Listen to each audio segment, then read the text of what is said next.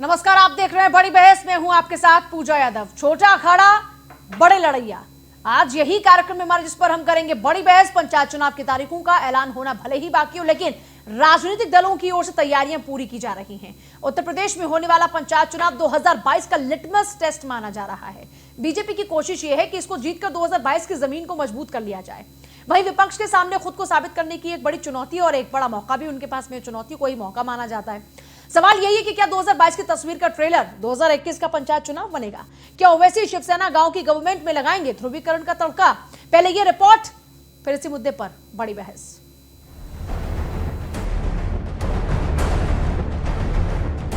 छोटा अखाड़ा बड़े लड़ैया। जी हां, यूपी विधानसभा चुनाव होने में अभी करीब 1.25 साल बाकी है, लेकिन उससे पहले सूबे में होने वाला पंचायत चुनाव 2022 का लिटमस टेस्ट माना जा रहा है। यूपी के पंचायत चुनाव में बीजेपी के खिलाफ विपक्ष गोलबंद होता भी दिखाई दे रहा है। जहां विपक्ष कृषि कानूनों के खिलाफ हो रहे प्रदर्शन के सहारे है, वहीं कृषि कानूनों के सहारे ही बीजेपी जीत का रोड मैप बना रही है। यूपी में पहली बार पंचायत चुनाव में राजनीतिक दल बड़ी संख्या में कार्यकर्ताओं को चुनावी मैदान में उतारने की तैयारी कर रहे हैं। इसमें सत्ताधारी बीजेपी से लेकर कांग्रेस, सपा, बसपा, अपना दल, आम आदमी पार्टी और AIMIM सहित तमाम विपक्षी पार्टियां अपनी किस्मत आजमाने की जुगत में हैं। यही वजह है कि गांव में किसी न किसी बहाने से पार्टी नेताओं ने दस्तक देना भी शुरू कर दिया, जिससे सूबे की सियासी तपिश बढ़ने लगी है। सूबे की त्रिस्तरीय पंचायत चुनाव में बीजेपी ने अपना सिंबल या फिर पार्टी अधिकृत प्रत्याशी उतारने की दिशा में मन बना लिया है।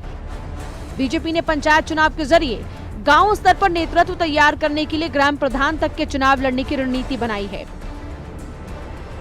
केंद्र में माननीय नरेंद्र मोदी जी, उत्तर प्रदेश में माननीय योगी आदित्यनाथ जी के नेतृत्व की भाजपा सरकारों ने जिस प्रकार सबका साथ, सबका विकास, सबका विश्वास और समाज के अंतिम व्यक्ति के विकास के लक्ष्य को लेके गांव, गरीब, किसान, नौजवान, बेरोजगार के लिए नीतियां बनाई, उनको जमीनी स्तर पर पहुंचाने का काम किया। और कोरोना संक्रमण काल हो या किसी भी प्रकार की आपदा हो, जिस प्रकार से माननीय JP नड्डा जी और उत्तर प्रदेश में स्वतंत्र देव सिंह जी के नेतृत्व में भारतीय जनता पार्टी के संगठन ने समर्पण भाव से काम किया है, उसके आधार पर लगातार 2014 से उत्तर प्रदेश में होने वाले विभिन्न चुनाव में भारतीय जनता पार्टी को प्रचंड बहुमत मिलता रहा है। उत्तर प्रदेश में 2021 में होने वाले पंचायत चुनाव में भी भारतीय जनता पार्टी अपने प्रत्याशियों को खड़ा करेगी और अपने सरकार की उपलब्धियों और संगठन के ताकत के आधार पर इन चुनाव में भी भारी विजय प्राप्त करेगी। सीएम योगी की भी कोशिश है कि किसानों को कोई तकलीफ ना हो। सीएम योगी के निर्देश के बाद अधिकारियों में शहरों ने डेरा डाल रखा है। बरेली में धान मंडी सेंटर में ACS सूचना नवनीत सहगल ने सिख किसानों से पंजाबी में बातचीत की। सिख किसानों को पंजाबी अफसरों द्वारा संदेश देने की कोशिश की गई।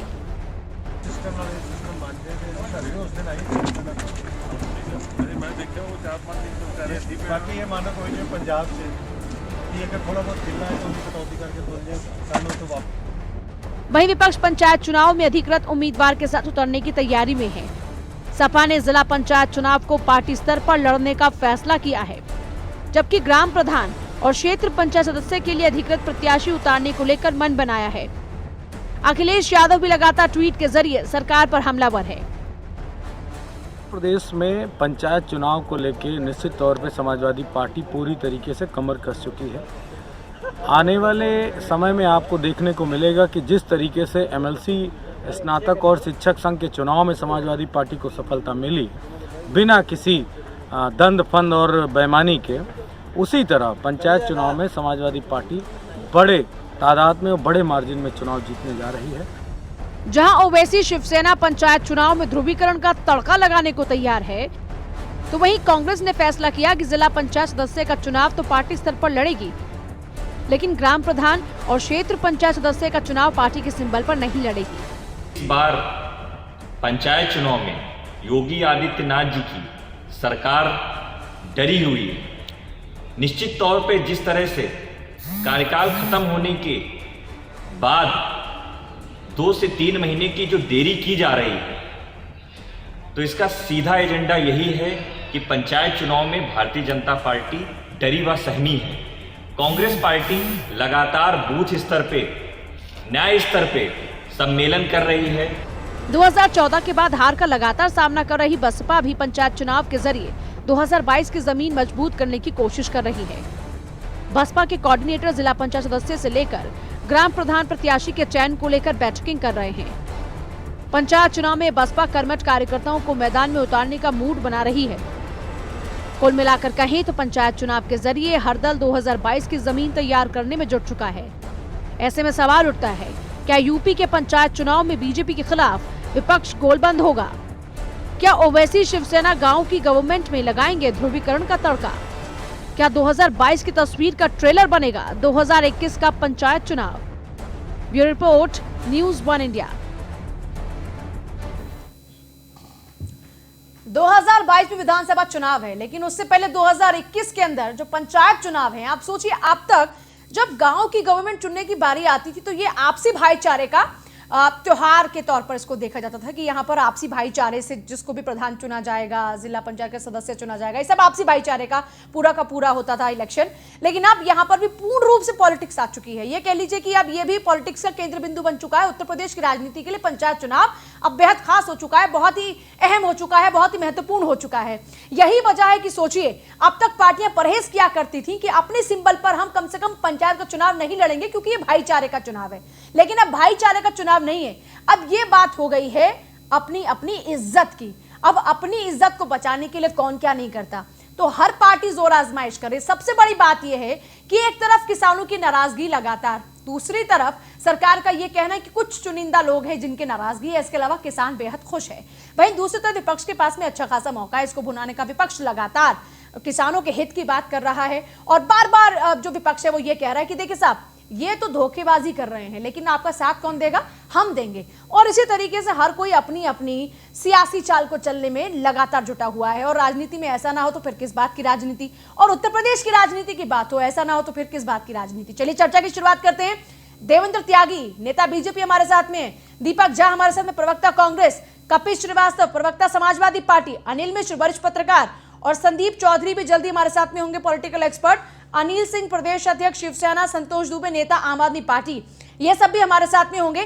चर्चा की शुरुआत कर लेते हैं। अब बात सबसे पहले बीजेपी से कर लेते हैं। देवेंद्र त्यागी जी, इतनी बड़ी पार्टी जहां पर आप पूरा विधानसभा चुनाव, लोकसभा चुनाव, हर चुनाव के लिए बिल्कुल इलेक्शन मोड में हमेशा रहते हैं, अब पंचायत चुनाव को लेकर भी इतनी ज्यादा जोर आजमाइश कर रहे हैं। देखिए पूजा जी, पंचायत चुनाव को लेके हम कोई जोर आजमाइश करने नहीं है, भारतीय जनता पार्टी का ऐसा कोई मकसद नहीं है। लेकिन चूंकि हर मतदाता कहीं ना कहीं वोट डालता ही है और मतदाता अपना वोट देता ही है, तो क्यों ना वो पार्टी के नाम से ही वोट देते। इसमें कोताही क्या है, इसमें दिक्कत क्या है, इसमें परेशानी क्या है? और धरातल पे जो लोग काम कर रहे हैं वो सामने आ जाएगा। हम सब लोग तो एक पैटर्न पे चल रहे हैं। देखिए, भारतीय जनता पार्टी का सबसे बड़ा मिशन है, सबसे बड़ा नारा है कि हम सबका साथ, सबका विकास, सबका सम्मान लेकर चलते हैं। और उसी पे ही आज मैं आपको आपके टीवी चैनल के माध्यम से सबको बहुत बधाई दे देता हूं कि योगी आदित्यनाथ जी ने बहुत अच्छा फैसला किया है कि जातिवाद पे जो लोग वाहन पे जाति का नाम लिख के मिसयूज करते हैं, जो लोग अपने ट्रैक्टर पे, ट्रॉली पे अपनी जाति लिख देते हैं, आपने कहीं लिखा नहीं होगा, देखा नहीं होगा, जाटव की गाड़ी आपने देखा होगा, त्यागी की जाति, आपने देखा होगा गुर्जर की जाति, आपने देखा होगा हीर की गाड़ी। अरे क्यों आप समाज को बांटना चाहते हैं? योगी जी ने कितना अच्छा फैसला दिया है। जातिवाद का हमारा कोई मैटर नहीं है, हम तो सबका सम्मान, सबका विकास पे बात करते हैं और इसीलिए हम इस पैटर्न पे काम भी कर रहे हैं।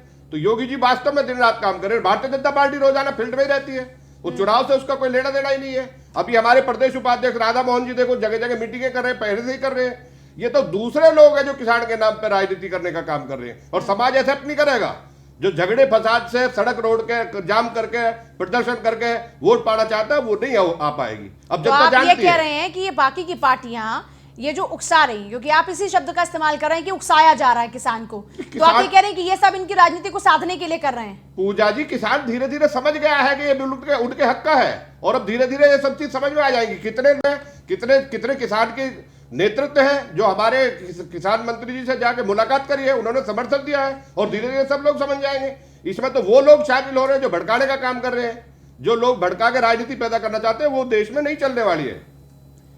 2022 से पहले इस लिटमस टेस्ट के लिए समाजवादी पार्टी कपिल श्रीवास्तव कितना तैयार है?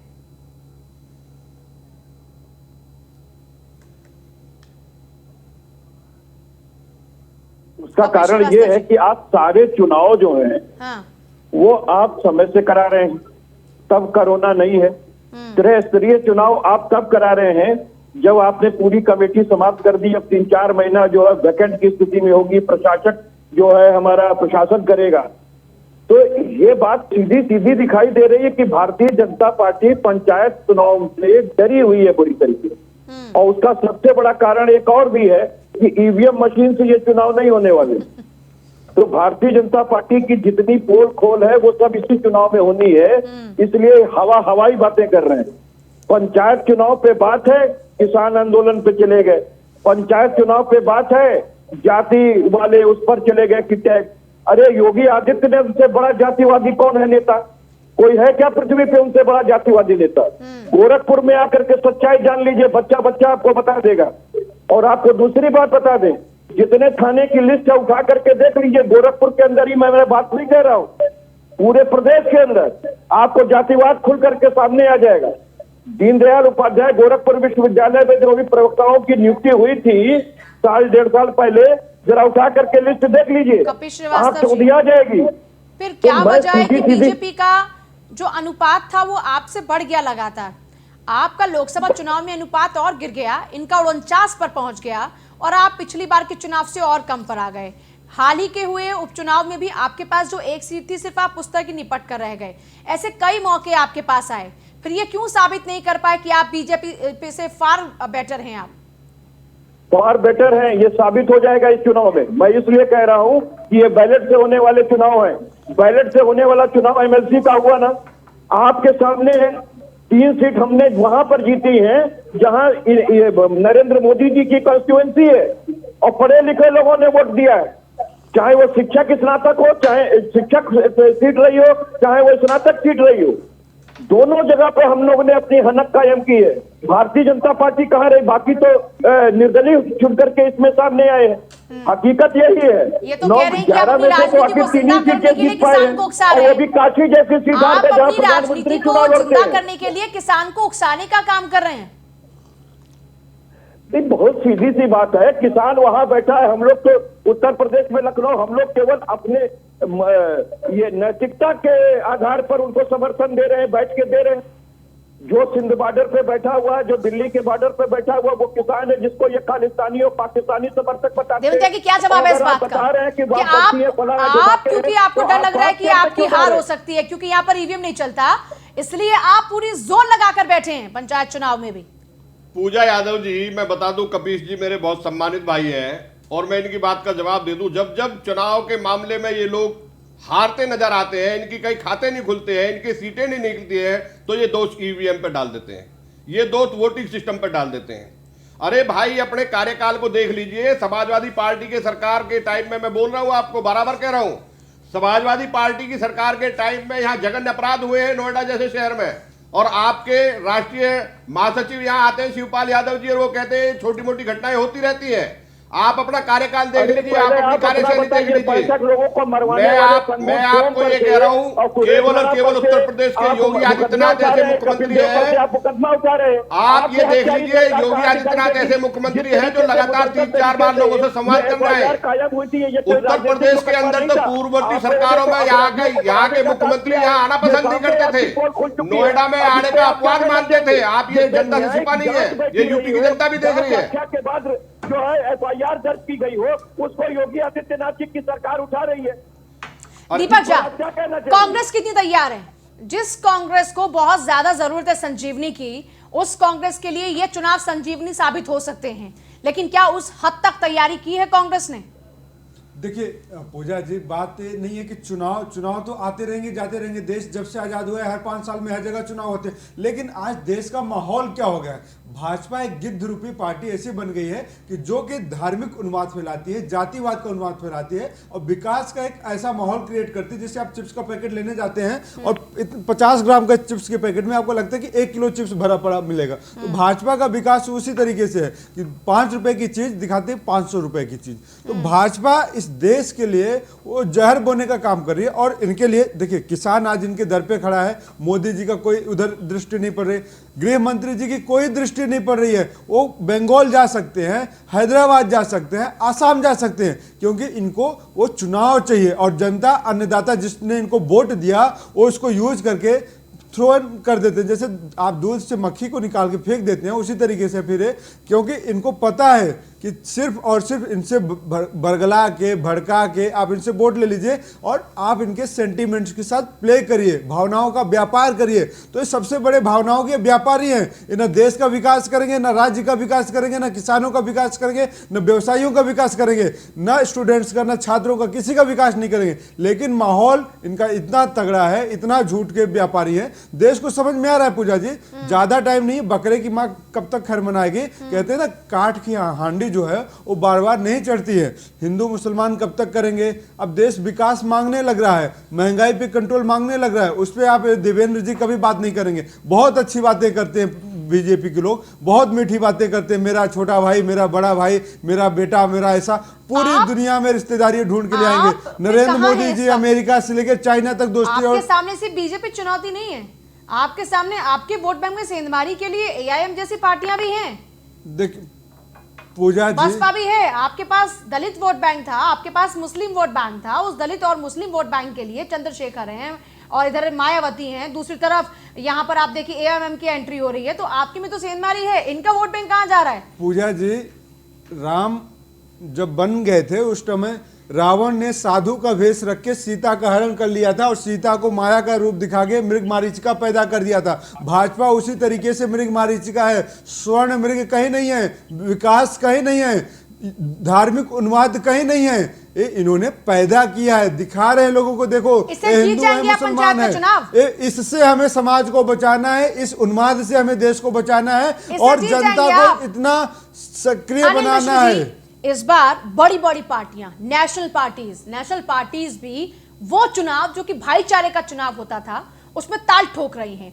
इसकी क्या सबसे बड़ी वजह है?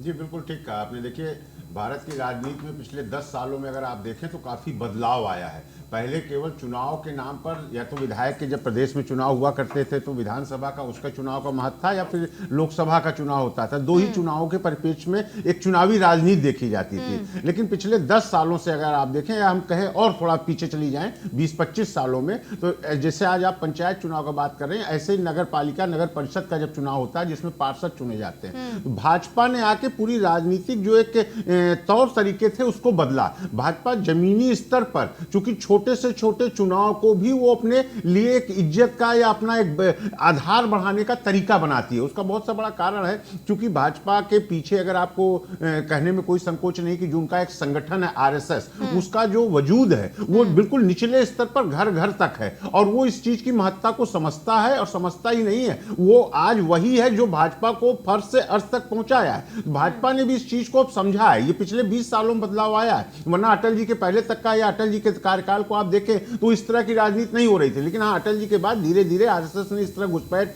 बढ़ाई जिस पर भाजपा आई है और जिसके कारण आज विश्व की नंबर 1 पार्टी बनी हुई है, सबसे बड़ी पार्टी बनी है।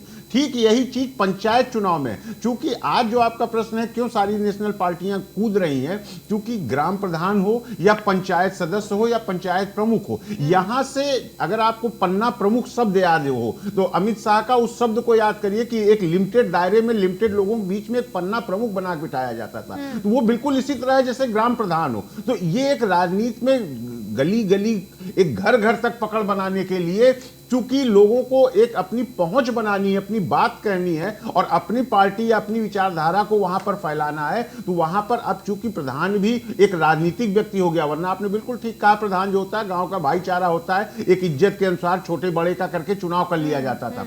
ठीक वही पंचायत हुआ करता था। लेकिन भाजपा ने जब नगर परिषद, नगर महापालिका का चुनाव हुआ उसमें दखलंदाजी की और उसके बाद अन्य पार्टियों को मजबूर किया कि आप भी कूदे यहां पर, और उसके बाद अब पंचायत और प्रधान के चुनाव में भी यही है, जिससे एक तो सभी पार्टियों को अपना अस्तित्व देखने का, अपना आधार देखने का एक बहुत अच्छा मौका मिलता है। वो अपने को जी क्या पॉलिटिकल पार्टीज के लिए वार्म अप है? नहीं, बिल्कुल निश्चित रूप से आप कह सकते हैं, क्योंकि ठीक 1 साल बाद चुनाव होना है और 1 साल बाद चुनाव के पहले जिस तरह से विपक्ष सरकार को घेरने के लिए लगातार सभी पार्टियां मिलजुल कर सरकार पर अटैक कर रही हैं और सरकार अकेले दम पर भाजपा जिस तरह से विपक्षियों से लड़ रही है, तो दोनों के बोलने में या आरोप प्रत्यारोप में देखिए कहीं कोई कमी नहीं, वो पूरी तेजी दिख रही है। लेकिन सच्चाई क्या है ये चुनाव बता देगा। उसके लिए 1 मिनट बता देता हूं, चूंकि इस वक्त किसान आंदोलन चल रहा है और किसान आंदोलन में जहां विपक्ष इस तरह के आरोप लगा रहा है और सत्ता पक्ष जिस तरह तरह की बातें उनके लिए कह रहा है। तो चूंकि ये पंचायत चुनाव ज्यादातर किसानों से रिलेटेड है और इसमें एक मुद्दा बहुत बड़ा रहेगा जिसको शायद आज चर्चा में न लाया जाए, किसान से ही जुड़ा हुआ मुद्दा है वहां छुट्टे जानवर। मैं चूंकि गांव में जाता हूं, वहां देखता हूं, तो आज नहीं पिछले 2 सालों से छुट्टे जानवर, खासकर जो गाय भैंस के लिए जिस तरह सरकार नियम कानून बनाया, तो उन्होंने जितना फसल बर्बाद कर रखा है, जैसे उनके मानने पर रोक लगी हुई है, तो उसके कारण आम किसान जो भाजपा के समर्थक हैं वो भी परेशान है और हैरान है उन पशुओं के, छुट्टा पशुओं से। तो ये सब जो छोटी छोटे प्रॉब्लम्स हैं, वैसे इसका एक बेनिफिट भी होगा संदीप चौधरी। एक तो जो सिस्टम चेंज हो रहा है और दूसरी बात ये कि जिस तरीके से, संदीप चौधरी आवाज मिल रही है क्या आपको? शायद आवाज नहीं पहुंच रही है। अनिल सिंह है कि हमारे साथ में प्रदेश अध्यक्ष शिवसेना? जी जी अनिल सिंह जी, चलिए ये तो बहुत अच्छी बात है, लोकतंत्र में सबको अधिकार है, कहीं भी कोई भी चुनाव लड़ सकता है, लेकिन विधानसभा का चुनाव नहीं, लोकसभा का चुनाव नहीं, पंचायत के चुनाव में शिवसेना की यह दस्तक, कोई खास मकसद है क्या? नहीं, देखिए पूर्व टाइम में भी जितने भी चुनाव हुए पंचायत के हम लड़ते रहे हैं। अभी पूर्व में जो चुनाव हुआ 2 दर्जन से ज्यादा पंचायत चुनाव में हमारे प्रत्याशी जीत के आए, सैकड़ों की संख्या में प्रधान और बीडीसी जीत के आए। तो ये हम रजिस्टर्ड एक पार्टी है पंचायत चुनाव में, निकाय में। तो क्योंकि अब हर चुनाव आता है और हमारी हर स्टेट में भागीदारी है और लड़ने का हमें अधिकार है। मेरा सवाल इसलिए है कि किसी की जड़ों को हिलाने के लिए आए हैं या किसी की मजबूती बनने के लिए आए हैं? मतलब क्या मकसद है, या फिर खुद को मजबूत करना चाहते हैं उत्तर प्रदेश में? देखिए, हम जड़ों में मट्ठा भी डालने आए हैं और अपनी मजबूती भी करने आए हैं। किसके जड़ों में डालेंगे का जो बंदरबाट है, जिनसे पिछले कुछ दिनों में दूरियां आ गई, उनकी जड़ों में, या फिर जो बाकी की और लोग हैं उनकी जड़ों में? भारतीय जनता पार्टी जिन्होंने देश में लूट घसोट मचा रखा है, नरेगा से लेकर कोटा तक को उनके सांसद और विधायक उसमें बंदरबाट कर रहे हैं, तो इसको दुरुस्त करने की आवश्यकता है। पंचायत में हम पहुंचेंगे और इन पे लगाम लगाने की आवश्यकता है। कैसे करेंगे आप ये बंदरबाट? कैसे करेंगे आप? बहुत अच्छा प्रश्न किया। देखिए, जो महाराष्ट्र में हमारी परिकल्पना है और हम जो काम कर रहे हैं उसको उत्तर प्रदेश में लाना चाहते हैं। हमारे पंचायत चुनाव में पूरी तैयारी है। पर्यवेक्षक हमारे जनपदों में सर्वे कर रहे हैं और उनका जो भी आवेदन है उसको लिया जा रहा है। एक 11-12 सदस्यीय टीम हमारी महाराष्ट्र जा रही है और ट्रेनिंग लेकर वहां से आएगी, पूरा प्रबंधन देख कर आएगी और यहाँ हम चुनाव को संपन्न कराएंगे। देखिए, जमीनी स्तर पर जिस तरह शिक्षा, चिकित्सा और बेरोजगारी ग्रामीण अंचलों में है, कोविड काल में महानगरों से आए हुए इतने नौजवान बेरोजगार हो गए हैं, तो सब गांव में पड़े हुए हैं, आशा भरी नजरों से देख रहे हैं। भारतीय जनता पार्टी ने क्या किया, नरेगा में, कोटा में, आज देखिए एमएसपी भी नहीं मिल रहा है, धान की तौल गाँव में नहीं हो रही है, मुख्यमंत्री जी को प्रेस कॉन्फ्रेंस करना पड़ रहा है। ये बहुत सी ऐसी चीजें हैं कि भारतीय जनता पार्टी से जनता सवाल पूछना चाहती है। आपकी जड़ों में मट्ठा डालने के लिए आ रहे हैं और आधार जनता के बीच में आधार वही बनाएंगे जहां पर आप अपना आधार मजबूत करने की कोशिश कर रहे हैं। मैं पूजा जी बता दे रहा हूँ, मैं भाई साहब की बात सुन रहा था, मुझे बड़ी अच्छी लग रही थी। मैं शिवसेना से सीधा एक बात कह देता हूँ। शिवसेना के संस्थापक बाल ठाकरे जी रहे हैं, बाला साहब बाल ठाकरे जी रहे हैं। केवल एक कार्यकर्ता कोई भी बाला साहब की मूर्ति के सामने खड़ा होकर कहते कि वो अपने क्रियाकलाप पे चल रहा है क्या? पूरी जिंदगी उन्होंने कांग्रेस के खिलाफ राजनीति काम करने का काम किया है। आप उनकी अंतरात्मा को धोखा देने का काम कर रहे हैं, देश देख रहा है। जो अपने स्टेटस को खोकर राजनीति करता है, शिवसेना के लोग सुन ले, जब से शिवसेना की जिंदगी हुई है, जन्म हुआ है, वो केवल और केवल कांग्रेस के खिलाफ राजनीति करी है और भाजपा का घटक बन रहा है। वो आज वो अपने नेतृत्व को, आज अपनी इंटेंशन को भूल कर राजनीति कर रहा है। मैं समझता हूँ उन्हें राजनीति करने की प्रक्रिया उनकी खत्म हो चुकी है। और अब जहां तक आपकी बात का सवाल मैं आपको दे रहा हूं, सुनो मेरी बात। आप हेरिटेज मत होइए, परेशान मत होइए। आपने अपनी जमीन खत्म कर ली है, आपने अपना मोटिव खत्म कर लिया है, वो आपकी इंटेंशन है। आप राजनीति में कितने गिर सकते हैं, आप कितना जा सकते हैं, ये आपका सोचना है। लेकिन भारतीय जनता पार्टी अपनी पॉलिसी और इंटेंशन पे काम करती है, वो अपनी मर्यादा को छोड़ने वाली काम नहीं करती। वो केवल समाज को बांटने का काम नहीं करती। मैं आपसे सीधा बोल रहा हूँ, कांग्रेस को आपने जिंदगी भर गाली दिया है, महाराष्ट्र के अंदर भी। जिंदगी भर शुरू से आखिर तक। आज भी लोग देख रहे हैं, कार्यकर्ता भी देख रहा है, और आज कार्यकर्ता अभी कर नहीं पाएगा। ये आपका क्रियाकलाप है।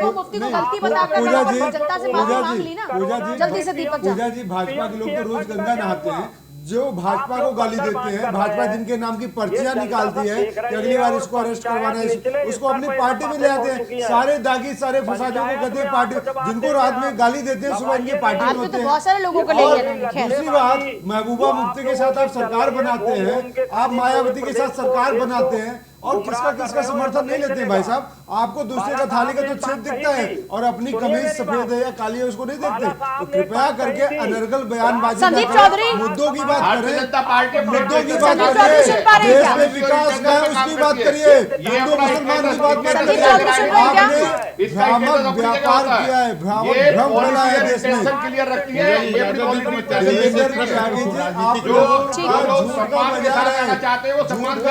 झूठ का ठीक है एक सेकंड। अनिल सिंह जी क्या सवाल पूछे? बीजेपी से एक सवाल पूछा है अनिल जी। खिचड़ी नहीं पकाइए, खिचड़ी मत पकाइए, एक एक करके बात कीजिए, मुद्दों की बात कीजिए ना। कहाँ आप खिचड़ी पकाने लगे? की वाजपेयी की पार्टी कहाँ गई? अटल बिहारी वाजपेयी की पार्टी यही थी क्या? अटल बिहारी वाजपेयी की यही पार्टी थी क्या? अटल बिहारी वाजपेयी इसी पार्टी को बनाए थे क्या? अरे आपने तो नीतीश कुमार को भी ठग लिया, जो लोग समाज में आते हैं आप अपने लोगों का ही गला काट रहे हैं। पूरी पार्टी की पार्टी आपने चेंज कर दी, पूरा वोटर का गला काट लिया। आज वोटर देगा उनकी पार्टी, चुनाव में आपकी हैसियत भी पता चल जाएगी। जल्दी से फटाफट पोजीशन है, सुनने की आदत रखिए ना आप। एक सवाल आ रहा, फटाफट से मुझे ब्रेक पर जाना है। मेरा किसी राजनीतिक पार्टी से, आपने अभी जो बातें कही उसी पर मैं एक प्रश्न पूछना चाहता हूं। जो आरोप अभी तक कांग्रेस पे लगा करते थे, आज अगर मैं कहूं कि आपने कहा कि हमारी पार्टी सिद्धांतों पर पुराने ढर्रे से चल रही, शिवसेना पे आपने आरोप लगाया, मैं आपसे ये जानना चाहता हूं कि आपकी 3 सबसे पुरानी सहयोगी पार्टियां जहां आप उठना शुरू किए थे और आज तक साथ रहा, उसमें एक अकाली दल था, एक शिवसेना था, और तीसरा जेडीयू था। अकाली दल और शिवसेना तो आपसे अलग हो गई, और आज स्थिति यह है कि आज नहीं तो कल जेडीयू भी आपसे बिल्कुल दूरी बनाने की बिल्कुल तैयारी पर खड़ी है। तो आखिर ऐसा क्या आपकी पार्टी में बदलाव आ गया है कि जिसके कारण अब आपकी पार्टियां आपसे दूर भाग रही हैं? क्या आप भी कांग्रेस के ढर्रे पे आ गए हैं? अनिल मिश्रा जी, आपने बहुत अच्छा सवाल किया, और मैं इसका आपका बहुत संतुष्टि से जवाब दे देता हूं। कोई पार्टी को छोड़ के चला जाए वो उसकी विचारधारा है। देखिए मेरा इसमें बिल्कुल स्पष्ट मानना है, लेकिन आप ये नहीं मान रहे जिस पार्टी का जन्म ही कांग्रेस के खिलाफ हुआ वो कांग्रेस से फैक्ट लगा के चल जाए। चलिए छोटे से ब्रेक ही रुकना होगा। बात हम पंचायत चुनाव को लेकर कर रहे हैं, मुद्दे पर वापस आ जाइए। पंचायत चुनाव को लेकर फिर होगी बड़ी बहस। छोटा सा ब्रेक यहाँ पर ले रहे हैं, छोटे से ब्रेक के बाद फिर से लगातार बड़ी बहस।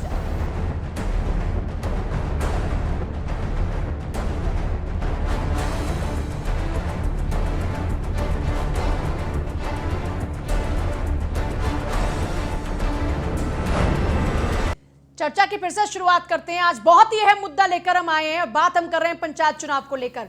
पंचायत चुनाव, वो चुनाव जो आपसी भाईचारे का होता था, आज वो भी पॉलिटिकल हो चुका है, क्योंकि बड़ी बड़ी पॉलिटिकल पार्टीज इसमें अपनी किस्मत आजमाने को उतर चुकी हैं और ये बताने की कोशिश कर रही हैं कि साहब देख लीजिए, हम तो रूट लेवल पर हैं, और जब हम रूट लेवल पर हैं तो हम अपर लेवल पर भी हैं, क्योंकि जिसकी नींव मजबूत उसकी इमारत मजबूत। और यही कोशिश बीजेपी लगातार कर रही है। लेकिन अभी तक देखिए, एआईएमआईएम की एंट्री के बाद में क्या लग रहा था कि नुकसान किसको होगा? विपक्षी पार्टियों को, क्योंकि उनका वोट बैंक जाएगा। लेकिन शिवसेना की एंट्री के बाद किसको नुकसान होगा? नुकसान होगा बीजेपी को। और ये स्ट्रैटेजी भी समझ में आती है। देवेंद्र त्यागी, बार बार जब एआईएमआईएम की एंट्री हुई तो आरोप लगे कि ये सब आपकी प्लानिंग है। अब शिवसेना की एंट्री हो गई, वो भी पंचायत चुनाव के अंदर, ये किसकी प्लानिंग है? मैं तो आपको बता रहा हूं अभी सीधा, एआईएम की एंट्री हुई वो भी भाजपा जनता पार्टी की एंट्री है, शिवसेना की एंट्री हुई वो भी भारतीय जनता पार्टी की एंट्री है, आम आदमी पार्टी की एंट्री हुई वो भी भारतीय जनता पार्टी की आती है। भारतीय जनता पार्टी दूसरों लोगों की एंट्री कराने का आरोप कब तक सहती रहेगी? ये क्यों कराएगी? क्या मोटिव है इसका? भारतीय जनता पार्टी किसी की कोई एंट्री नहीं करा रही है। भारतीय जनता पार्टी अपनी नीति नियम से अपनी राजनीति कर रही है। वो लोगों के लिए उसका एक ही मोटिव है कि वो गांव के अंतिम आदमी तक पहुंच के अपनी योजनाओं का लाभ देके अपनी पार्टी का काम करने का काम करती है। आप लोग बहुत केवल उसका यही एक मोटिव है, वो किसी को नहीं बोलता। भारतीय जनता पार्टी एआईएम को नहीं बुला रही, भारतीय जनता पार्टी आम आदमी को नहीं बुला रही, भारतीय जनता पार्टी कांग्रेस को नहीं बुला रही। त्यागी जी, अब मेरे कांग्रेस के प्रवक्ता सुनिए, जवाब तो दीजिए ना। आप बोलिए। देश का सवाल है, आप बहुत बातें करते हैं, अच्छी अच्छी बातें करते हैं, बहुत हुई महंगाई की आप कीजिए अच्छी बातें, अच्छी बातें महंगाई कहाँ पे है बताइए ना, महंगाई का इंडेक्स कहाँ है आज देश को बताइए। डीजल पेट्रोल आप कहते थे, नरेंद्र मोदी जी कहते थे मनमोहन सिंह की उम्र को टच कर रहा है, अब क्या मैं कहूं कि माता जी की उम्र को टच कर रहा है क्या? हमारे जो देश के सम्मानीय प्रधानमंत्री हैं उनकी माता जी की उम्र है लगभग 92 साल, तो डीजल पेट्रोल उस उम्र को टच कर रहा है। अब क्या ऐसा शोभा देगा कहना? लेकिन मैं उस तरह का आदमी नहीं हूं, नरेंद्र मोदी जी उतना बोल सकते हैं। आप बताइए ना, देश को जवाब दीजिए, डीजल पेट्रोल क्यों कम नहीं कर रहे हैं आप? किसानों की बात करते हैं आप, किसानों को कब राहत देंगे? आपके पास जवाब नहीं है क्योंकि आप बिजी हैं चुनाव कराने में, बिजी हैं आप दंगा भड़काने में, बिजी हैं आप हिंदू मुसलमान कराने में, बिजी हैं आप देश में दो फाड़ करने के लिए। आपने तेरा किसान मेरा किसान, अच्छा किसान बुरा किसान पैदा कर दिया है। तो जवाब क्यों नहीं दे पाते आप उतना मजबूती के साथ में? कांग्रेस कहाँ है? मैं जवाब पूछ रहा हूँ ना, इनसे दें त्यागी जी, आप ये तो जवाब दीजिए, लेकिन आप भी जवाब दीजिए जनता की बातों का। देश समझ रहा है, अब तो देश समझ लिया इनकी चालबाजी को। मैं दीपक झा जी आपको जवाब दे देता हूं, आप प्लीज सुनना भी सीखिए। कांग्रेस में यही दिक्कत है कि आप सुनना नहीं सीखते। Listen to me only 1 minute, आप एक बात सुनिए। अभी आप लेटेस्ट में अपनी पार्टी के कपिल सिब्बल जी का बयान देख लीजिए, वो आपकी पार्टी के बारे में क्या कह रहे हैं। मुझे बहुत ज्यादा कहने की जरूरत नहीं है। पार्टी को छोड़िए ना, देश की बात करिए। आपके लिए चुनाव सबसे बड़ी बात है, आपके लिए भारत माता सिर्फ नारों में है। अरे कांग्रेस की कार्यशैली को छोड़ दीजिए, हमें चुनाव की बात नहीं है। देश में आप आग लगा रहे हैं, आग लगाना बंद करिए। आप जो आप सड़क रोकने का काम करवाएंगे, लोगों को भड़काने का काम करेंगे, आग में घी डालने का काम करेंगे, देश कभी माफ नहीं करेगा। देश केवल शांति चाहता है और सवाल का जवाब नहीं देंगे, और वो नरेंद्र मोदी पे कपिल श्रीवास्तव पूजा जी ये तो कह रहे हैं कि हम महंगाई पे बात नहीं की है, दीपक जी मैं आती हूं, ये तो कह रहे हैं कि हम सुन रहे हैं कपिल श्रीवास्तव, आवाज नहीं पहुंच रही कपिल श्रीवास्तव का जवाब नहीं दिया। लेकिन दीपक झा ये तो कह रहे हैं कि हम विकास योजनाओं को बिल्कुल ग्रास रूट तक ले जाना चाहते हैं और इसलिए हम इस तरीके से काम कर रहे हैं और इसलिए पंचायत चुनाव तक हम पहुंच बना रहे हैं। ये आप सोचिए ना, एक ये तो बीजेपी के लिए अचीवमेंट भी है ना कि भाई बीजेपी ने आप सब लोगों को मजबूर कर दिया कि आप लोग भी आइए और लड़िए पंचायत चुनाव। देखिए पूजा जी, सबसे क्या कांग्रेस ने पंचायत चुनाव लड़ा? आप तो उपचुनाव तक लड़ना पसंद नहीं करते थे, बताइए लड़ा क्या पंचायत चुनाव? पूजा जी जैसा यहाँ पे बैठ के अनिल जी कह रहे थे कि गांव का पंचायत का जब चुनाव होता है ना तो भाईचारा का माहौल रहता है कि तुम लड़ लो कोई भी लड़ ले। लेकिन आज घर घर में फूट पड़ गई है भाजपा सरकार की वजह से, क्योंकि इन्होंने हर व्यक्ति को दो विचारधाराओं में दो फाड़ कर दिया। राष्ट्रवाद कुछ नहीं है, इन्होंने एक छद्म राष्ट्रवाद पैदा किया। यहाँ का बच्चा जब पैदा होता है ना 5वीं क्लास में जाता है, चार नहीं मैं सो वालाओं के गहनों में गूंथा जाऊं, ये माखन लाल चतुर्वेदी की कविता पढ़ता है और कहता है मैं हिंदुस्तानी हूं, और गर्व होता है सबको अपने भारत माता पे और तिरंगे पे। लेकिन भाजपा ने छद्म राष्ट्रवाद पैदा कर दिया। आप भी राष्ट्रभक्त हैं, आपको किसी ने पाठशाला में नहीं पढ़ाया? कैसे बांट दिया? इन्होंने बांट दिया ना, हिंदू मुसलमान कर दिया। जी आरएसएस का प्रयोगशाला है, आरएसएस की प्रयोगशाला है जिसमें खेती करते हैं वोटों की, और वोटों में क्या होता है कि देश को देखिए बता रहे हैं कि हमारा राष्ट्रवाद तुम्हारे राष्ट्रवाद से बड़ा है, जबकि राष्ट्रभक्ति होती चाहे मेरी हो चाहे तुम्हारी, गद्दार गद्दार कहलाता है। तो आप जवाब दीजिए ना, पाकिस्तान का नाम ये बात छोड़िए ना, ये तो सारे भाषण की बात हो गई। ये आप जनता को आप यहाँ जाके बताइए कि आपकी क्या नीति और नियत है। नहीं बात यहाँ पर मुकाबले की हो रही है ना। आप राष्ट्रभक्त है ना, राष्ट्रभक्त है ना, आप तो गांधी जी की वैल्यूज को फॉलो करने वाले हैं ना। कांग्रेस पार्टी का आधार तो यही है ना, आप यही कहते हैं ना। महंगाई पे सवाल किया, आप सुनिए, महंगाई की बात छोड़िए, आप जवाब दीजिए ना, जनता के बीच जाइए ना, मुद्दों की बात जाइए ना जनता के बीच में। आप लड़िए ना ग्राम पंचायत का चुनाव, पूरी ताकत के साथ लड़िए ना ग्राम पंचायत का चुनाव। इनको चखाइए ना वहां पर मजा। यहाँ डिबेट में चीखने और इनसे सवाल पूछने की बजाय ये बात जनता तक पहुंचाइए ना। क्यों नहीं पहुंचा पा रहे? कहां गया आपका संगठन? आपके सवाल जायज है, लेकिन ये महंगाई पे बात करें ना, क्योंकि जनता अभी क्या है, जनता देश की भोली भाली है, बरगलाना इनको अच्छी तरीके से आता है। हम झूठ का व्यापार नहीं करते, हम झूठ नहीं बोलना चाहते देश के लोगों से, लेकिन इनको वोट पाने के लिए, सत्ता पाने के लिए गरीबी मिटा पाए ना, ये गरीबी मिटा पाए। देश की राजनीति, देश को आजाद हुए सालों गुजर जाने के बाद आज तक वो गरीबी भी बरकरार है जो गरीबी के नाम पर आज तक राजनीति की पूजा जी आप बता दीजिए, कांग्रेस ने मुझे ये बताइए आप लोग कि देश की राजनीति में जो मुद्दे कल थे वही मुद्दे आज भी, वही बेरोजगारी, वही बिजली पानी, वही मुफ्त बिजली पानी और वही सब पुराना ही तो सब कुछ है नया क्या लेकर आए, किसके पास नया पिटारा है? वही वही सब कुछ, वही प्रॉब्लम है ना। कपिल श्रीवास्तव 6 सालों में, कपिल श्रीवास्तव आपका मुकाबला किससे है पंचायत चुनाव के अंदर, जब पंचायत चुनाव भी बड़े स्तर पर होने ही जा रहे हैं और बड़े चुनाव हो गए पंचायत चुनाव भी, और जब उसमें इतनी सारी पॉलिटिकल पार्टीज की एंट्री हो गई है, तो आप किसकी जड़ों को काटेंगे? जड़ काटने की जरूरत नहीं है। देखिए, राजनीति में जो चुनाव होते हैं ये सेवा के माध्यम के लिए, और समाजवादी पार्टी इसको इसी तरीके से लेती है। हम एक चीज जरूर कह सकते हैं कि उत्तर प्रदेश के अंदर जो संगठनात्मक शक्ति है जो इस समय समाजवादी पार्टी की है, वो किसी के पास नहीं। हमारे प्रत्येक बूथों पे डबल कमेटियां हैं, और ग्रामीण के तो एक एक बूथों पे डबल डबल कमेटी है। ये आप सारे लोग बहुत अच्छे से हमारी मजबूती को समझते हैं, और इस चीज को मैं आपको कह रहा हूं कि बाकी दल हमसे लड़ रहे हैं। पहले नंबर पे तो हम थे और हैं पंचायती चुनाव पे, और रहेंगे, और बाकी दल हम लोग से लड़ेंगे। तो शिवसेना ने बड़ा स्पष्ट कर दिया कि वो तो बीजेपी की जड़ में मट्ठा डालने आ रहे हैं, तो फिर आप क्या करने जा रहे हैं? नहीं, हम बीच में सुन नहीं पाए थे, हमें आवाज आपकी नहीं मिल रही। मैं बता देती हूँ, शिवसेना ने बड़ा स्पष्ट कर दिया कि वो तो बीजेपी की जड़ों को काटने के लिए आ रहे हैं, यानी काटना भी नहीं, बिल्कुल बर्बाद करने, क्योंकि मट्ठा जिस जड़ में डाल दिया जाए वो कभी उगता नहीं दोबारा से। ये तो उस लहजे से यहाँ पर आ रहे हैं। आप क्या करने जा रहे हैं पंचायत चुनाव में? नहीं, हम तो पहले ही से उत्तर प्रदेश में, हम कोई जो है वो हैदराबाद तो जा नहीं रहे, हम तो मैं पंचायत चुनाव की बात कर रही हूं, और हमारा क्षेत्रीय अधिकार मैं पंचायत चुनाव की बात कर रही हूँ, क्योंकि पंचायत चुनाव इधर बड़ा इलेक्शन हो गया ना, विधानसभा चुनाव, लोकसभा चुनाव की तरह इस बार पंचायत चुनाव के अंदर भी वही बड़े बड़े मुद्दे होंगे, विकास की बातें हो रही हैं। मैं इसलिए, क्योंकि अब थोड़ा सा फॉर्मेट चेंज हो गया ना इलेक्शन का, मैं इसलिए पूछ रही हूँ आपसे कि क्या करने जा रहे हैं आप? देखिए पूजा जी, बहुत सीधी सी बात है, हम लोग हर चुनाव विकास के नाम पे लड़े हैं।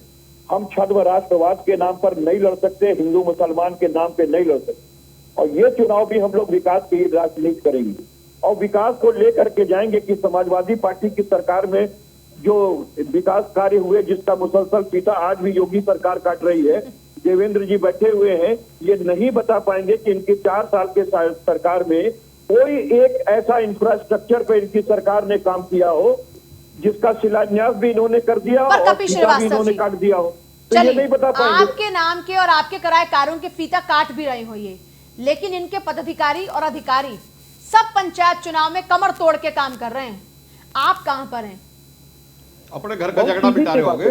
प्रशासन देखिए, जिसके पास सत्ता होती है उसकी हनक होती है, वो तो करेगा ही करेगा, लेकिन एक बात जान लीजिए कि जनता के ऊपर प्रशासन का हंटर नहीं चलता है। आज जो किसानों के ऊपर ये हंटर चला रहे हैं, सारे किसान अपने आप को वहां जोड़े हुए हैं और इनको सबक सिखाने के लिए बैठे हुए हैं। बस चुनाव आने दीजिए। ये जानबूझ करके त्रिस्तरीय चुनाव को इतना पीछे ले गए। आखिर प्रशासन नियुक्त करने की स्थिति क्यों आई? कोरोना काल में आप हर चुनाव करा ले रहे हैं, लेकिन त्रिस्तरीय उत्तरी प्रदेश के चुनाव आप क्यों नहीं करा पा रहे? मैं आती हूँ कपिल श्रीवास्तव। देवेंद्र त्यागी कह रहे हैं कि आप घर का झगड़ा मिटा रहे हैं फिलहाल। बहुत सीधी सी बात है, जिसका घर होगा उसी के घर में झगड़े होंगे। जिसका घर ही नहीं होगा, जिसकी पत्नी नहीं होगी, जिसके बच्चे नहीं होंगे, उसके लिए अडानी अंबानी का ही परिवार उसका घर होगा। वो देश के लिए काम करेंगे। जिनका घर परिवार भी होगा उनका देश परिवार है, वो देश को परिवार मानते हैं, उनका पूरा देश ही परिवार है। वो दीदी अपने घर के लिए नहीं करते, इसीलिए संपत्ति अर्जित नहीं करते। आपको एक बात बता दें, इंदिरा गांधी नहीं है, उनका पूरा देश ही घर है, इंदिरा गांधी ने कहा था मेरे खून का कतरा देश के काम आएगा। मोदी जी क्या कहते हैं, मैं तो झोला उठाऊंगा चला जाऊंगा। ये है अंतर राष्ट्रभक्ति में, झोला उठाएंगे भाग जाएंगे देश को बेच के। ये है मोदी जी का कमाल। कब तक इंदिरा गांधी के नाम पर पार्टी चलाते रहेंगे? दीपक झा पहली चीज पूजा जी ये है, इंदिरा गांधी इस देश की प्रधानमंत्री रही है, कांग्रेस की नेता रही हैं, उनके नाम पे उनके आदर्शों पे पार्टी चल रही। महात्मा गांधी के आदर्शों के पास क्या आप गोडसे के नाम पे थोड़ी ना चलाएंगे हम अपनी पार्टी? गोडसे के नाम पे तो भाजपा चला रही है देश को। और गोडसे की पद्धति देखिए, ये गोडसे के भी आगे हाथ जोड़ते हैं और महात्मा गांधी के आगे हाथ जोड़ते हैं, तो इनसे दोगला कौन हो सकता है ये बताइए ना। जनता को, देश को इन्होंने ऐसा कंफ्यूज किया है कि जनता को समझ में नहीं आ रहा कि राष्ट्रवाद है कि विकासवाद है इनका। तो ये जनता कंफ्यूज है और वाकई में थोड़ा समझने में टाइम लगता है भैया। गलती है। आप ये कह रहे हैं कि जनता बेवकूफ है, इसका मतलब मैंने कहा जनता कंफ्यूज है। आपके शब्द बेवकूफ होना और कंफ्यूज होना अलग बात है। पूजा यादव जी, एक बार जनता चले कंफ्यूज हो गई, इनको जिता दिया, दूसरी बार फिर जनता ने इनको जिता दिया और आपको आउट कर दिया, क्यों? अभी पूजा यादव जी ये बात नहीं है, केवल ये बात है झोला उठाऊंगा चला जाऊंगा, क्या होता है भैया, देश को बर्बाद कर दूंगा, नोटबंदी कर दूंगा, देश में देशबंदी कर दूंगा और सोचूंगा नहीं, विचारूंगा नहीं, जो मर्जी आएगा करूंगा, क्योंकि मेरे को जनता ने वोट करके 300 सीट दिया है। पूरा प्रशासनिक अमला, पूरा का पूरा आपका पदाधिकारी, पूरे के पूरे सब आपका जितना भी पूरा फॉर्मेट काम कर रहा है, आपको जो पूरा मैनेजमेंट है वो पंचायत चुनाव पर फोकस कर रहा है। ये पंचायत चुनाव इतना अहम क्यों हो गया बीजेपी के लिए? पूजा यादव जी, मैं अभी भाई साहब को बता रहा हूं, ये जितना भी प्रशासनिक अमला है, ये कितने भी प्रशासनिक अधिकारी है, अगर ये अपने घर में बैठे रहे, अपने ऑफिस में बैठे रहे, अपने एसी से ना निकले, तो विपक्ष के लोगों को परेशानी है। ये लोग जनता में जाए, जनता का दुख आप चुनाव देर से क्यों करा रहे हैं, इसका जवाब दीजिए। तो इनको परेशानी है। बिहार का विधानसभा चुनाव, आज ईमानदारी से काम कर रहे हैं, वो जनता के बीच में जा रहे हैं। चुनाव आप पूरे कोरोना में करा सकते हैं, जब पूरा कोरोना हाइप ले रहा था, लेकिन अब आप नहीं, ये माफ कीजिएगा, पंचायत चुनाव आप नहीं करा पा रहे टाइम पर। इसकी क्या वजह है? उत्तर प्रदेश में टाइम पर पंचायत का चुनाव ना होने के पीछे ये पॉलिटिकल पार्टीज कह रही हैं कि आपको पहले अपनी प्लानिंग करनी है, आप तब चुनाव करते जब आपकी प्लानिंग पूरी हो जाती है। इसका क्या जवाब है? ये पूजा जी, अभी तो मैं सीधा सीधा बता रहा हूँ आपको, हमारी भारतीय जनता पार्टी के टाइम में एक एक अधिकारी सड़क पे है, मौके पे है, कार्य का काम कर रहा है, और ये लोग अगर बाहर ना निकले तो ही ना परेशानी है, जनता के बीच में जाए तो ही ना परेशानी है। आप भारतीय जनता पार्टी के कार्यकलाप से परेशान है क्या? क्या कर रहे हैं? डकैती का आलम है, एक एक अधिकारी लूट मचाए हुए है। जो 500 रुपए में कभी काम होता था थानों में, वहाँ 5000 सिपाही तक ले रहा है, तहसीलों में ले रहा है। आप राम राज्य आ गया, आपके अधिकारी काम कर रहे हैं। अरे कितनी डकैती डालोगे यार तुम लोग? भारतीय जनता पार्टी ने पूरे जनता को खोखला कर दिया है, एक गिद्ध पार्टी हो गई है। आपदा में भी अवसर ढूंढ रहे हो तुम लोग। अरे भारतीय जनता पार्टी की पोल अब खुल गई है, और इसीलिए समय पे चुनाव नहीं कराना आप चाहते थे। अनिल सिंह जी, राजनीति के मामले में इतना नहीं गिरना चाहिए कि अपनी इंटेंशन भी छोड़ के दूसरे की शरण में चले जाओ। आप देख लीजिए आप कहाँ खड़े हैं, ये जनता आपको चुनाव में बता देगी। जनता सब चीज देख रही है, और जनता केवल और केवल शांति और अमन चैन चाहती है। जनता कभी डिस्टर्ब नहीं चाहती। भारतीय जनता पार्टी शांति से अपना काम करती है। एंट्री के बाद में माहौल खराब होगा, आप ये कहना चाह रहे हैं? शिवसेना ने माहौल खराब करने की कोशिश की है। ये शिवसेना माहौल खराब करने का काम ही करती है, लेकिन जनता माहौल खराब करने वाले को लाइक नहीं करती है। बोलने नहीं दोगे, जनता वोट भी देगी इन्हें। पीछे ईडी, सीबीआई, राज्यपाल, काला धन, सब कुछ तुम लगाओगे। अरे यार, चरित्र को कुछ तो देखो भाई साहब। आपने पूरा खुद ठग लिया है, गठरी बांध के भागने के फिराक में हो। हम भागने नहीं देंगे आपको, यही ठूंठ चढ़ाएंगे, घबराओ नहीं। इन्हीं खेतों में ले चलेंगे, दौड़ाएंगे। आप लोग खूब डकैती डाल लो, पंचायत चुनाव में पता लगेगा। पंचायत चुनाव में आप बिल्कुल ईमानदारी से, आप अपनी ईमानदारी से काम कर रहे हैं। चीजें थी वो तो 2 महीने में आप बहुत बड़ा एजेंडा लेकर चल रहे हैं अनिल सिंह। ऐसा कौन सा सपोर्ट आपको मिल गया? अंदर बांट और लूट, आप देखिए चल के, वहाँ गरीबी देखिए चल के। आप जिस रामराज की बात कर रहे हैं ना, वहाँ चलिए देखिए, योगी जी को दिखाइए, मोदी जी को दिखाइए, गाँव में क्या दशा है। किसान स्वराज तो बैठा है दिल्ली में 30 दिन से, आप लोग को नहीं दिखता है? आप कितने हठी हैं, पूरा देश जान रहा है। ये लच्छेदार बातें ना आप राम के हो, ना रहीम को। ये कहा जाता था, मैं आती हूँ अनिल सिंह जी आपके पास। आप लोगों ने नहीं छोड़ा है। अनिल सिंह जी, मैं आती हूँ आपके पास। मांग रहे हो, मैं आती हूँ अनिल सिंह। अनिल मिश्र जी, मेरा सवाल ये है कि अब तक ये कहा जाता रहा कि बीजेपी गांव में कमजोर है और शहरी पार्टी है। बीजेपी के ऊपर आमतौर पर इस तरह के आरोप लगते रहे, लेकिन कई ऐसे मौके आए जहां पर बीजेपी ने साबित करने की कोशिश की कि जो पिछली जो परिपाटी थी, हम अब उस परिपाटी से बहुत इधर आ चुके हैं और अब हम सिर्फ शहरी पार्टी बन के नहीं रहे। कई चुनाव में ये बीजेपी ने साबित करने की कोशिश की।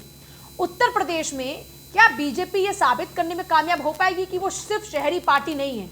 बिल्कुल, बहुत अच्छा पकड़ा पूजा जी आपने, और इस चीज़ को अच्छा उठाया है, क्योंकि बीजेपी के ऊपर हमेशा ये आरोप लगता रहा है कि शहरी पार्टी, गांव में इनकी पकड़ कमजोर है। पिछले 5 सालों में बीजेपी ने और या उसके संगठन ने पूरी ताकत झोंकी है गांव एरियो में जाकर, और वहां इन्होंने जिस ढंग से अपनी पकड़ बनाई है, तो उस ढंग से घर घर में घुसने का प्रयास कर रहे हैं, जिसका पहला जीता जागता एक आप कह लें कि इनकी परीक्षा है, या आप कह लें कि इनका जो प्रयास है वो कितना सफल है, बीजेपी स्वयं में खुद में ये देखना चाहती है। मैं आपको बड़े छोटे में बताऊं, ये जो पंचायत चुनाव होने जा रहा है, खासकर उत्तर प्रदेश के अगर उसमें आप देखें तो ये कहीं न कहीं फाइनल के पहले सेमीफाइनल है। ये चुनाव बता देगा कि जितना योगी सरकार या भाजपा सरकार अपना दम भर रही है और अपने आत्मविश्वास में है, वो कितने परसेंट क्या सही आप है। वाकई मानते हैं कि इस चुनाव में सिर्फ और सिर्फ काम की बात होगी? क्योंकि आमतौर पर चुनाव में नहीं काम नहीं की बात नहीं तो हो ही बिल्कुल नहीं। देखिए यहाँ पर काम की बात बिल्कुल नहीं होगी। इस पर मैं विपक्षियों के साथ बिल्कुल मैं बताऊं कि ज्यों ज्यों चुनाव नजदीक आएगा त्यों त्यों देखिए, क्योंकि बीजेपी उसमें गिर रही है, बीजेपी महंगाई में गिर रही है, बीजेपी किसान समस्या जो किसान आंदोलन है वो तो है ही है। उत्तर प्रदेश में उससे बड़ी समस्या जो शायद आम आदमी या कोई नेता नहीं उठा रहा, यहाँ एमएसपी की समस्या है जिसको मिनिमम सपोर्ट प्राइस कहते हैं, वो पूरे उत्तर प्रदेश में कहीं नेता किसानों को नहीं मिल पा रहा है। उसके लगभग आधे दामों पे फसल बिक रही है। और तीसरा, बीजेपी के ऊपर सबसे बड़ा आरोप लगेगा जो ये भ्रष्टाचार या आप कहें अपराध के नाम पर बोलते थे, एक नहीं अगर आप गिने पिछले 4 सालों में तो लाइन से इतने बड़े बड़े केस इस तरह के हो गए हैं कि जो अभी दबे हैं लेकिन चुनाव टाइम उठेंगे। और जैसा उत्तर प्रदेश में हमेशा जाति का बड़ा एक असर होता है चुनाव में, वो तभी खुलकर आएंगे, चाहे वो हाथरस कांड ले लें, उन्नाव कांड ले लें, कानपुर का बिकरू कांड ले लें, या जिस तरह जातिवादी आरोप और भी लगे हैं। तो ये आप देखिएगा कि ये जो चुनाव आएगा तो निश्चित रूप से इन मुद्दों से दिमाग बरगला कर जनता को समेटने इस बार का पंचायत चुनाव में मुकाबला। संदीप चौधरी भी हमारे साथ में लगातार बने हुए हैं। संदीप चौधरी जी, जिस तरीके से हम देख रहे हैं उत्तर प्रदेश के पंचायत चुनाव में ना सिर्फ बीजेपी, ना सिर्फ कांग्रेस, ना सिर्फ समाजवादी पार्टी, बल्कि शिवसेना और एआईएम सरीखी पार्टियां भी इस बार ताल ठोक रही हैं। आम आदमी पार्टी भी ताल ठोक रही है। इन सब की एंट्री से ये जो पिछली पार्टियां हैं उनका क्या नफा और क्या नुकसान? संदीप चौधरी, आप हैं क्या हमारे साथ? हेलो संदीप चौधरी जी, आवाज पहुंच रही है क्या आप तक? जी आवाज आ रही है आपकी। मेरा सवाल सुना आपने? दोबारा दोहराऊं? मैंने सुना आपका सवाल, जवाब दीजिएगा। पूजा जी, मैं ये बताना चाहता हूँ कि जिस तरीके से 2022 से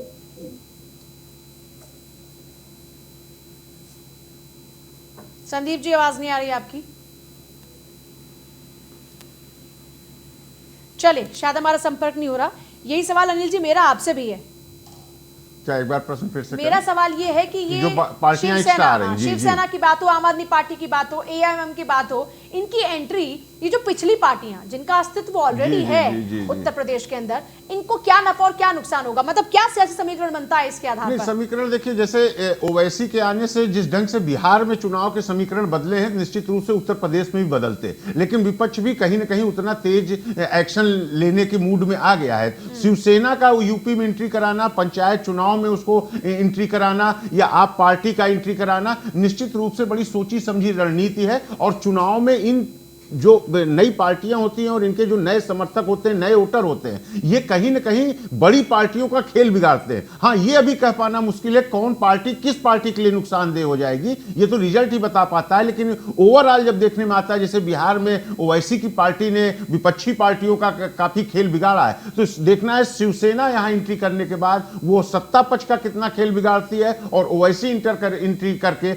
यहां पर उत्तर प्रदेश में जो विपक्ष के लोग हैं, जो कि खुद में बटा हुआ है। अगर आपको एक लाइन बोलूं कि अगर शायद भाजपा जितने दमखम से बोलती है, हर चुनाव में लगभग जीत कर दिखा रही, तो उसका एक बहुत बड़ा फैक्टर है कि पार्टियां जो पहले से स्थापित हैं उनमें जिस ढंग से बिखराव है, और वो एक लिमिटेड वोट में ही आपस में लड़ाई करती हैं, जिसके कारण भाजपा अपना एक वोट बैंक बना रखा है, उसके सहारे वो जीतता है। उसमें इस तरह की नई पार्टियों का और एंट्री हो जाना, अब वो देखना है कि वो किनको अपनी तरफ आकर्षित करता है और किसके वोट काटता है, तो थोड़ा इंतजार करना पड़ेगा। बीजेपी तो वैसे भी मैथमेटिक्स में आजकल बहुत परफेक्ट हो गई, निश्चित रूप से बीजेपी पूरा मैथ लेके चलती है। ये जो मैथमेटिक्स में आप एकदम सेट रहते हैं और नए नए फॉर्मूले आप बनाते हैं, आपके फॉर्मूले को बिगाड़ने के लिए कई पार्टीज की एंट्री हो रही है। पूजा यादव जी, ये मैथमेटिक्स का खेल आपकी भाषा हो सकती है, भारतीय जनता पार्टी के पास ये मैथमेटिक्स शब्द नहीं है। भारतीय जनता पार्टी देखो अपने काम पे विश्वास रखती है, अपने विकास पे विश्वास रखती है। अभी कांग्रेस के प्रवक्ता जी कह रहे थे, इन मुद्दों की बात नहीं करते आप चुनाव में। मैं इन्हीं मुद्दों की बात कर रहा हूँ। आप कर रहे हो ये मुद्दों में, ये मुद्दों की बात नहीं करते आप। ये कांग्रेस वाले सपा वाले मुद्दों की बात नहीं करते, मैं करता हूँ, मैं कर रहा हूँ। भारतीय जनता पार्टी कर रही है। अभी सुनिए आप, उत्तर प्रदेश में जब भारतीय जनता पार्टी की सरकार आ रही है, जब से आप बिजली की पोजीशन देखिए कितनी अच्छी आ रही है। किसी गांव में कभी किसी भी सरकार में 24 घंटे 22 घंटे बिजली आने का काम नहीं था। गांव का आदमी देखता था कि रात का हफ्ता चल रहा है, दिन का हफ्ता चल रहा है, 6 घंटे बिजली मिलेगी या 8 घंटे बिजली मिलेगी, वो गांव का आदमी आज भी याद करता है। दूसरी बात, केवल 2 बात बताऊंगा। दूसरी बात, त्यागी जी माफ कीजिएगा, आपको रोक रहा हूं, वही बिजली का बिल आपके लिए समस्या बन जाएगा। जो बिजली का कनेक्शन देके आपने जनता को सुविधा दी, वही बिजली का बिल उनके लिए मुसीबत हो गई है और वो आपके चुनाव में नुकसानदेह हो जाएगा। जहां शिक्षा के क्षेत्र में केवल धंधे होते थे, शिक्षा के क्षेत्र में हाई स्कूल पास कराने का टेंडर छोड़ा जाता, 10वीं पास कराने का टेंडर छोड़ा जाता था। बहुत बहुत शुक्रिया सबका इस चर्चा में शामिल होने के लिए। बहुत शुक्रिया, मेरे पास वक्त नहीं, माफी चाहूंगी, ज्यादा बातचीत नहीं कर पाऊंगी। बहुत शुक्रिया सबका चर्चा में शामिल होने के लिए। देखिए, पंचायत का चुनाव बिल्कुल सर पर है, ताल तो सब ठोक ही रहे हैं, लेकिन किसके मैथमेटिक का फॉर्मूला इस बार जनता के दिल में फिट हो जाता है, ये चुनाव के नतीजे बताएंगे। आप तैयार रहिए आगामी चुनाव के लिए, हर कोई लुभाएगा, लेकिन आप वोट उसको देंगे जो आपके काम आएगा। नमस्कार।